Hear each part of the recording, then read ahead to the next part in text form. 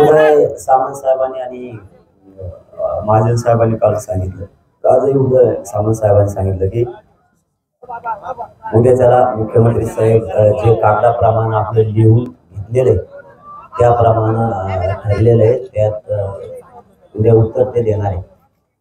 आणि विशेष कारण म्हणजे आज आम्ही आंदोलनाची पुढच्या घोषणा करणार होतो, हे खरं आहे, परंतु 24 डिसेंबरच्या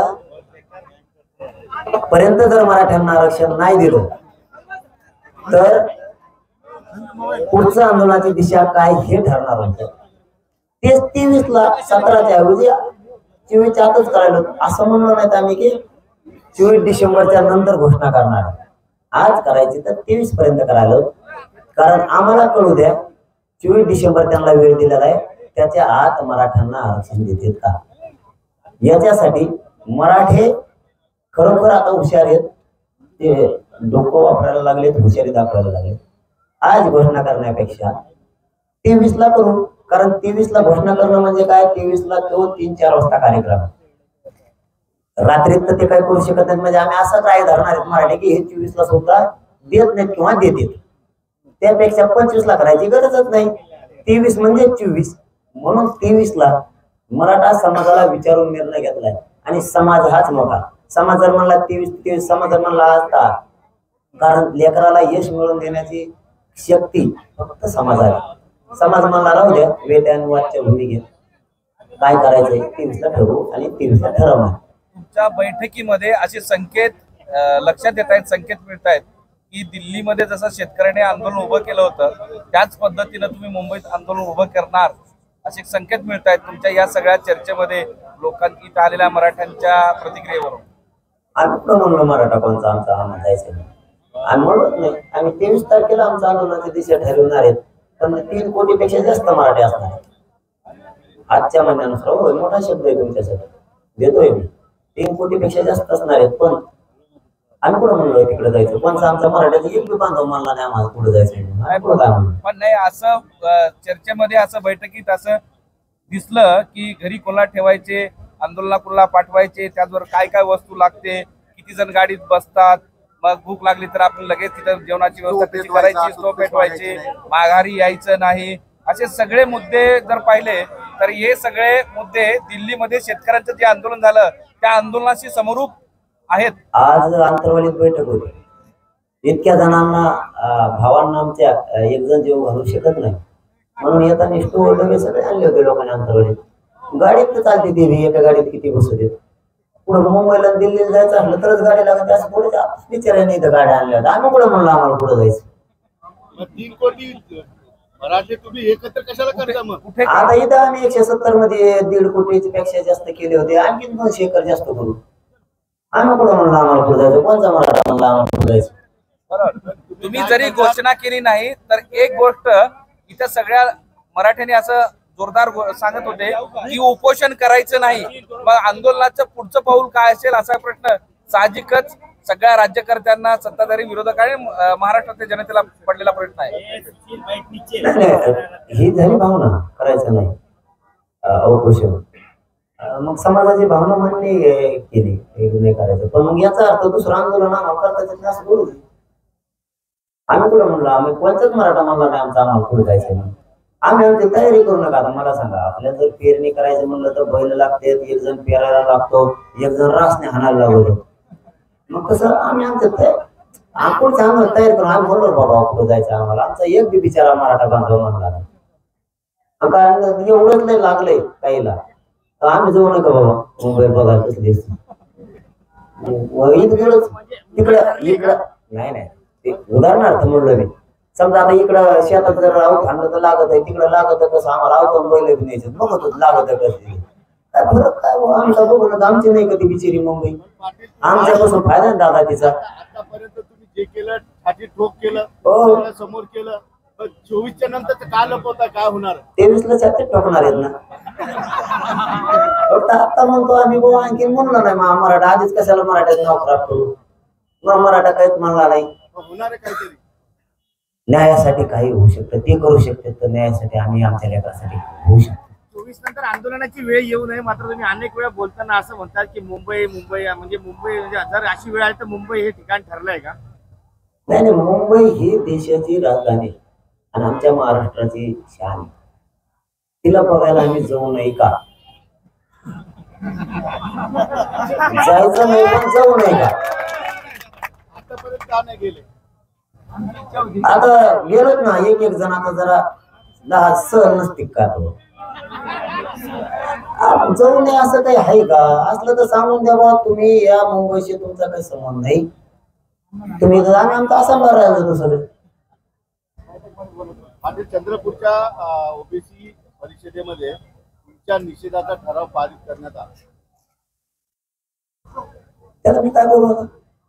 मी आरक्षण घेणार, मराठा माझं आमचा हक्काच आहे. निषेधावर फरक नाही फक्त काय काय निषेध मी म्हटलं काय, मी काय ते कोणी पण मला नाव ते नाही का दुसऱ्या देशाचं कोण त्याचं काय आम्हाला काय नाही. हे बघा, आम्ही सामान्याचे लेकर आहे, आम्हाला तुम्ही काही दाखवलं काही केलं आम्हाला काय फरक नाही पडणार, कारण आम्ही काय त्या पदावर नाहीत. मग मात्र कायद्याची गरिमा राखणं काम आहे आमचं, आम्ही ती राखतो, त्यांनी राखायला पाहिजे.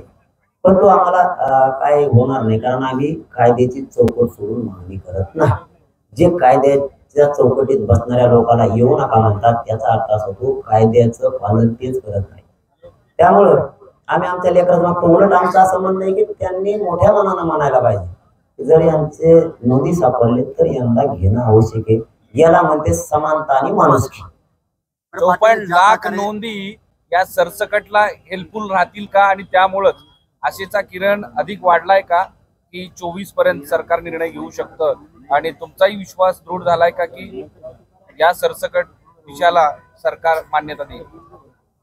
जे त्या दिवशी लिखित झालंय, जे लिहिणं झालंय त्यांच्याच तज्ञानं ते लिहून घेतलेले, नोंदीच्या आधारावर लिहून घेतल्याप्रमाणे जर केलं तर कोणाला अडवही येता येत नाही, ते चॅलेंजही होत नाही आणि महाराष्ट्रातल्या सगळ्या मराठ्यांना न्याय पण मिळतो. फक्त विनंती एकच आहे, मराठ्यांची संख्या सुद्धा राज्यात प्रचंड मोठी आहे. या संख्येचा सुद्धा सरकारने विचार करावा. त्याला एकट्याला खुश करण्यासाठी मराठ्यावर अन्याय करू नये, कारण पूर्वीचा मराठा आता राहिला नाही. स्वतःच्या लेकरासाठी ते कोणत्या पक्षाला किंवा कोणत्या नेत्याला किंवा कोणाला मानणार नाही. मानणार तर स्वतःच्या घरातल्या रक्तामासाच्या पोराला, त्याला मोठं करण्यासाठी. हे मात्र सरकारनं गांभीर्याने घेऊन मराठ्यांना 24 डिसेंबरच्या आत ठरल्याप्रमाणे जे लिहून तुम्ही नेलंय तुमच्या तज्ञान त्याचप्रमाणे द्यावं. नसताना नाविलाज 17चं 23 वर गेलंय, परंतु घंटा सुद्धा वाढलेला नाही. हे मराठा समाजाने समजून घेणं गरजेचं आहे. सरकारला सरकारला 1 घंट्याचाही वेळ दिलेला नाही. 24 डिसेंबर दिलेली तीच फायनल आहे. फक्त 23ला आमच्यावर घोषणा करायची वेळ येऊच नये, ही मात्र सरकारला आमची खरोखर एकनाथ शिंदे साहेब, देवेंद्र फडणवीस साहेब, अजितदादांना विनंती आहे. त्याच्यानंतर विनंती काही नसणारे मराठे पुढचा निर्णय घेतील. चॅलेंज बद्दल तुम्ही बोलले की या बेसवर जर आरक्षण दिलं तर ते चॅलेंज होऊ शकत नाही असा तुमचा दावा आहे. आणि दुसरीकडे असं म्हणतायत की असं जर निर्णय घेतला या नोंदीच्या आधारावर सरसकट आरक्षण देण्याचा तर ते चॅलेंज होऊ शकतं असं इकडे बोललं जाते. तुम्ही मात्र नाही म्हणताय. नाही नाही, चॅलेंज होत नाही दोन्ही पण.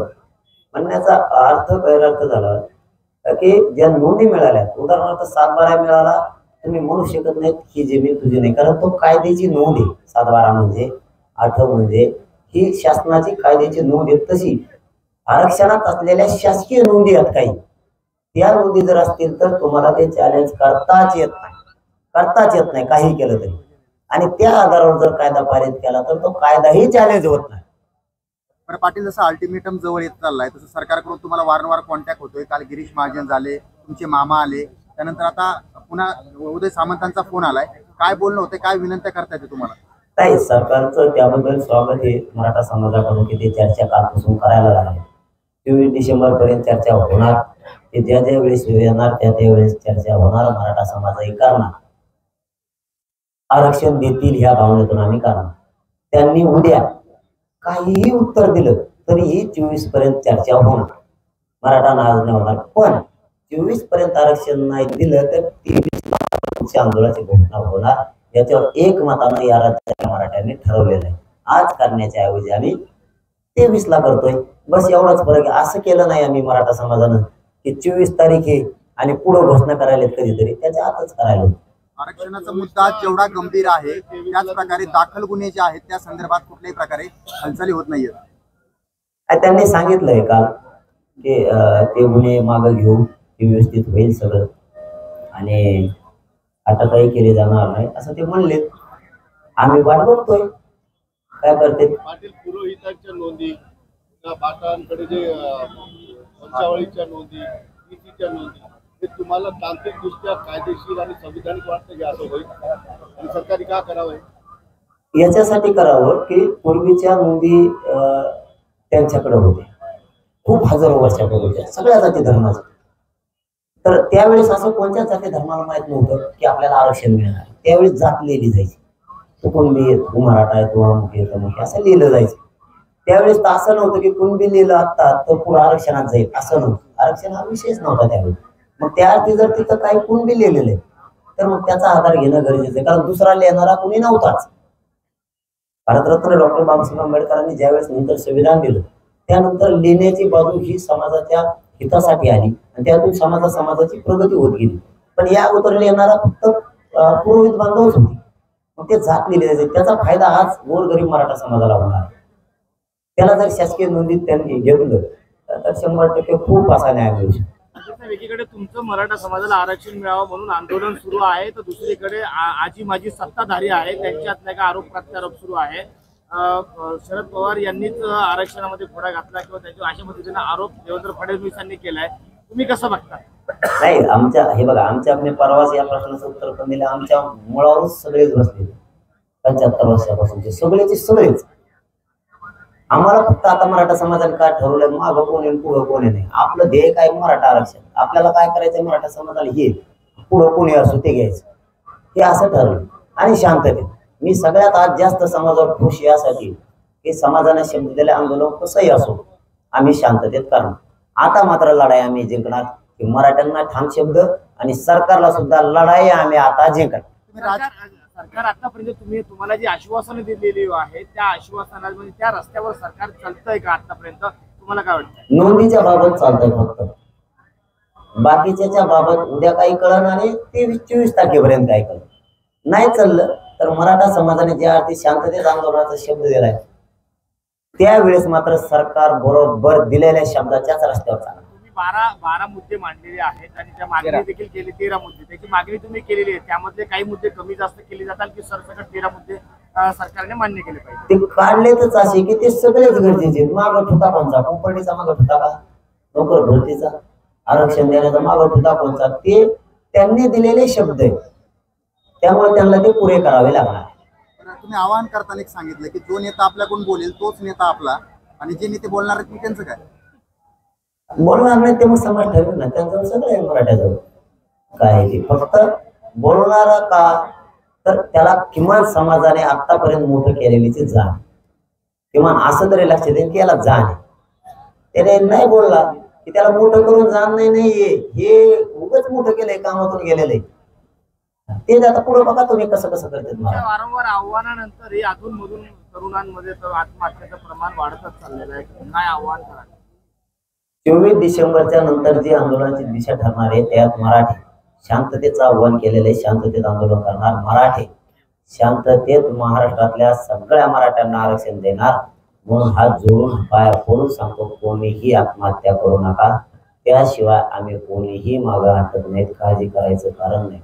कोणीही आत्महत्या आणि उद्रेक जाळपोळ करू नका. आरक्षण मिळणार, कारण आज आपल्या समक्ष 10 एकर मध्ये बैठक नसती, एवढे मोठे समाज एकजूट झालाय, हे सोपं नाही. मला वाटलं ही सभाची आज समाज एकत्र आलाय. समाज आत्महत्या करू नका, तुमच्या न्यायासाठी आलाय, आत्महत्या करू नका. काही जणांना सभेसाठी गर्दी होत नाही म्हणून सभा रद्द करायला लागतात. तुम्ही तर बैठक घेतलं तर बैठकीचं स्वरूप हे सभेमध्ये होऊ लागलेलं आहे. हा प्रतिसाद, या प्रतिसादाबद्दल तुम्ही काय म्हणाल? जिथे प्रतिसाद मिळत नाही त्यांना तुम्ही काय सांगाल? नाही, त्यांच्याबद्दल आपण काय म्हणणार नाही. समाजाची भावना आहे, सगळ्यांचं म्हणून नाही. मराठा समाजाला आरक्षण मिळावं, गोरगरिबाला अन्याय नको. आमची मात्र वेद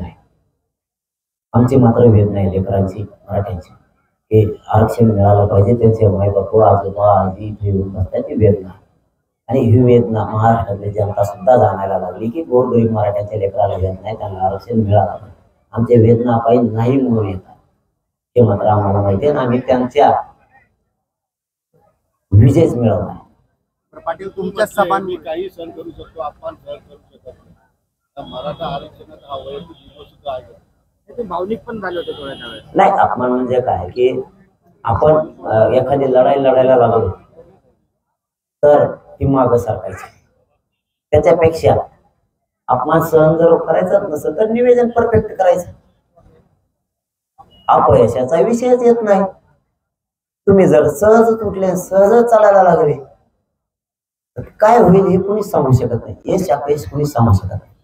तुम्ही जर परफेक्ट निवेदन केलं, तुम्हाला जर माहित असलं मी याच मार्गाने गेल्याच्या नंतर संभाजीनगरला जाणार, तुम्ही 100% जाणार. तुम्ही जर म्हणले अंदाज नीट लाव, सरळ थोडंफार वाकडं तिकडे जावं लागेल तर संभाजीनगरला जाणार. तुम्ही जर म्हणले सरळ चल, सरळ चालल्यावर मध्ये नदी, मध्ये बांध येते, जंगल येईन, वाघ येईन, काटे येते, त्यांनी जाऊन दिलं मग काय करशील. त्यासाठी निवेदन असलं तर माणूस यशस्वी व्हायला वेळ लागत नाही. पुढचं आंदोलन गनिमी गावाने होणार. सरळ होणार पण निवेदन बद्दल होणार. जरांगे पाटील, आज मुख्यमंत्री उद्या बोलणार आहेत असं तुम्ही सांगितलं बैठकीमध्ये. आता बैठकीच्या अगोदर काही क्षण अगोदर त्यांनी असं सांगितलं की कुठल्याही समाजाला OBC आरक्षणाला धक्का न लावता मराठा समाजाला आम्ही आरक्षण देणार असं त्यांनी स्पष्ट केलेलं आहे. बरोबर बोलले ना, मग ते धक्का लागतच नाही ना. आम्ही ओबीसी मध्येच येत, आम्हीच ओबीसी येतो, धक्का कसला लागला. ओबीसीचा ओबीसीला धक्का लागतच नसतो. तर पाटील एक त्याला तरुण प्रश्न आहे. सरकारला सुद्धा कायदेशीर बाबी सगळ्या माहिती आहे, पण सरकार असं का म्हणतं कायम ओबीसी धक्का नाही लावणार आहे. ओबीसी आधारित हा राजकारणाचा मुद्दा. त्यांची त्यांना माहित, पण आम्ही ओबीसी म्हणलं धक्का लागणारच नाही. तुम्ही म्हणता आम्ही ओबीसी आहेत, आम्हाला ओबीसी काय आपल्याला कसा धक्का लागतो. ते बरोबर बोलतात, फक्त काय अर्थ कसा काढायचा ह्याच्यावर. कुणाला नाराज नाही करायचं. नाही समज काय आम्हीच ओबीसी येत, त्यांना माहिती आहे धक्का नाही लागत. ओबीसीत आम्ही आता इथं आपले 2 एकरी 1 एकर एक्स्ट्रा खातं कोणतरी, त्याला माहिती येतच हे. आता बघ नाही नाही नाही नाही नाही नाही म्हणत होता 7-12 ते मला देऊन धक्का लागायचा असं म्हणते. 1 एकर त्याला राहिला आमचं आम्हाला मिळालं. मुख्यमंत्र्यांच्या बोलण्याचा अर्थ असंच आहे. सगळ्याचाच धक्का लागत नाही. जे म्हणतात का आम्हाला धक्का लावू नको म्हणते, त्यांचा अर्थ तेच आहे. त्यांना धक्का लागत त्याला माहिती आम्ही ओबीसी. पाटील, जेवढ्या सभा झाल्या त्या सभेमध्ये तुमच्या तुफान गर्दी पाहायला मिळते, मात्र राजकीय नेत्यांच्या कार्यक्रमात गर्दी कमी झाली आहे. त्यामुळे राजकीय नेत्यांनी अप्रत्यक्षपणे कोणा नाराजी व्यक्त केली. त्यांनी नाराजी व्यक्त करण्यापेक्षा त्यांनी एक भावना समजून घ्यावी, या लेकरांना एकदा आरक्षण द्या. कारण मराठा समाजाच्या लेकराला तुम्ही आरक्षण देणार नसले तर त्यांनी तुमच्या सभेला नेत्याच्या का म्हणून यावं. तुम्हाला मोठं करण्यासाठी, जनतेनं तुम्हाला मोठं करण्यासाठी त्यांच्या सभेला यावं का, आणि त्यांच्या लेकराला कोणी मोठं करायचं.